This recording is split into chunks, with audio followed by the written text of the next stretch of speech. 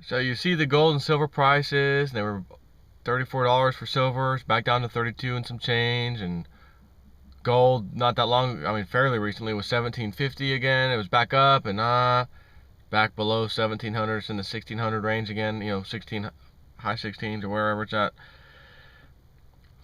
Who would want that? I mean, who would trust that? I mean, really, you know what I mean? Who would trust that if you had $3.4 trillion at your disposal and you were a hedge fund, pension fund? Who would go out and want to invest that in gold, right? I mean, maybe somebody knows something that you and I don't know.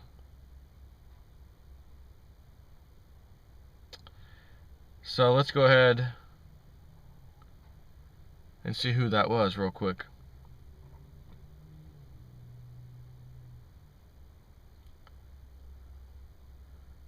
Japanese pension fund, or not one, but several Japanese pension funds with 3.4 trillion in assets seek safety in gold.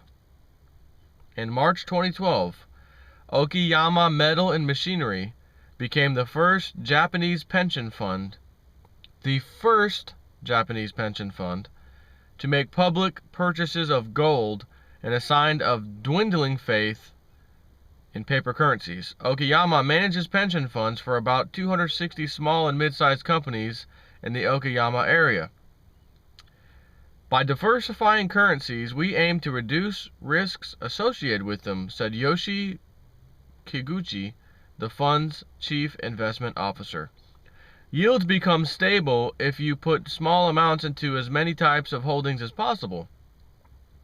Of its 40 billion yen, or $477 million, in assets, the fund has invested around 500 million to 600 million in gold, he said.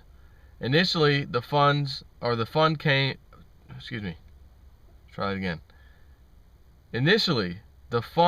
aims to keep about 1.5% of its total assets of yen, 40 billion yen or 500 million, in bullion-backed exchange-traded funds, according to the chief investment officer, who said he was diversifying into gold to, quote, escape sovereign risk.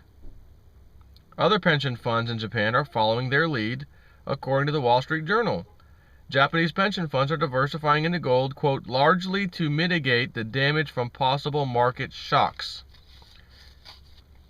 Mitsubishi UFJ Trust and Banking Corporation said it has secured more than 2 billion yen in investments from two pension funds for gold, for a gold fund started in March. Now, see, here's the problem. Let me go ahead and read the problem. Even though this is a good step to, again, show other individuals, people, companies, pension funds, whatever, you may want to look into gold. Here's the problem with that, and I think you caught it. Where'd that go? Initially, the fund aims to keep about 1.5%, which is too little, of its total assets in bullion-backed exchange-traded funds, ETFs. You know, the SLV, the GLD, like that. So you could have a whole crap load of people do the same thing. And since they're not out buying the gold and silver to back those, they're going to get slaughtered too when the day comes. So naturally, if you're in charge of a fund, well, it's easy to just call a broker and say, hey, here's, you know, millions and millions of dollars additional into this fund, in this particular thing. It's a phone call, probably a signature required, whatever. Nothing really happens other than some numbers change of how much of some paper thing you own. And the paper represents a real physical item that you will never own. So why in the hell would you ever want the piece of paper item that claims you have or it's tied to a physical item? I mean, do you go out and buy a car on paper that says you own a brand new 2013 Ford Explorer, $32,000 car? Can't drive it. Matter of fact, you can't even see it. You can go look online. You can look online if you want to know what they look like. But yours specifically, you won't even see it.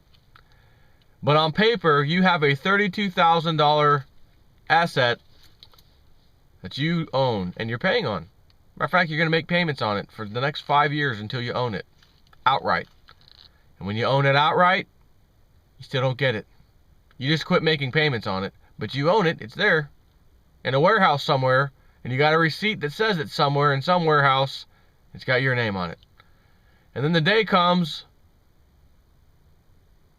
when you find out that you and millions of other suckers just like you are told, you know that warehouse you bought, you had that car that the terms and conditions stated you can never have the car, you can never drive the car, you can never see the car, but you have a car, so that one day when you sell it, or that piece of paper that represents the car, you'll get some money back. Yeah, listen, the warehouse didn't exist, the car didn't exist, and the money you gave that broker who then went out and allegedly bought that car to place it in the warehouse for you, they never went out and bought the car. So they took all your money, 100% profit, and tied that piece of paper to other cars just like yours based off of the value of those other cars. No cars were created. No cars were manufactured. It was a piece of paper telling you you had a car in a warehouse. That's kind of the example here. You can see I'm exaggerating a little bit by using a car as an example, because obviously if you're going to buy a car, you're going to have to buy it so you can drive it. There's no other way around it. But again, in regards to gold and silver, oh great, they're going to put 1.5%. Huge amount there, huh? Which, I mean, looking at the numbers, it is a large amount considering how much money they have. But we're going to go with ETFs. Wrong, wrong, wrong.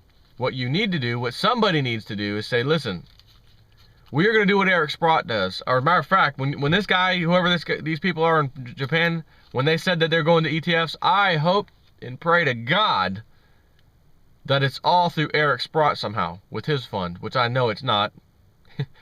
Because again, when you're the chief financial bozo guy, you're going to do what the mainstream does.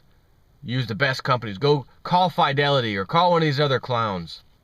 You know, the big shots. These guys know what to do with your money. Trust me, they're the experts. How do you think they got as big as they are? And they're going to tell you to invest it in the SLV, in the GLD, the banker fund, basically, that they control. Never have that gold, never have the silver, never have to prove they have it, never have to show that they have it. It's in their terms and conditions, or what they call the prospectus. They can close it down at any time for any reason, for any market condition they deem necessary to close the fund down. So as I've said a long time ago, well, it's been a long time now, not real long, maybe a year, I've been expecting a smashing of gold and silver simply for one fact and one fact alone. They have to get out of the SLV and the GLD because they don't have the gold and silver that they claim they have. So if a massive market move downward took place, they would then be able to say, all right, everybody that owns SLV and GLD shares, the market just crashed today, gold and silver. We reserve the right to liquidate this whole entire account, this whole SLV GLD system. You're getting a paper return today. We're writing the checks today. Gold's, $900 and silver's $12 an ounce.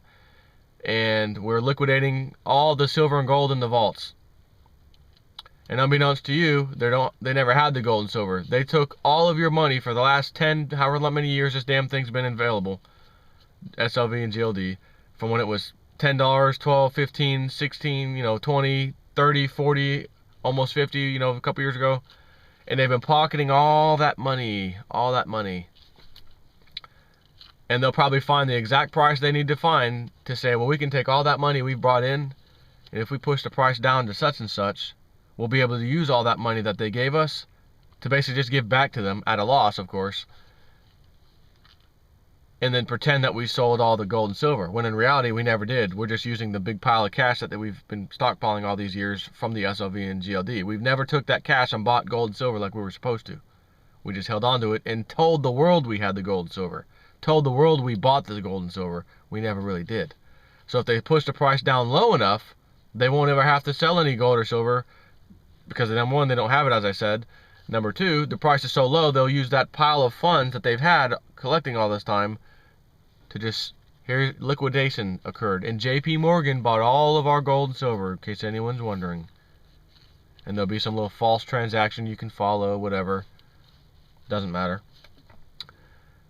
Bottom line is, this is a pension fund. You're going to hear some other pension fund. Then it's going to be another country doing it. And of course, yeah, I know, they're going to be in trouble. Because even then, they have to produce the paper. The fake paper to appease the appetites of all these pension funds and hedge funds and whoever else decides to pile in the paper, gold, and silver markets. So as those people pile in, they have to create more paper. And as they create more paper, they have even less physical to deal with the margin call or the deliveries on the comics.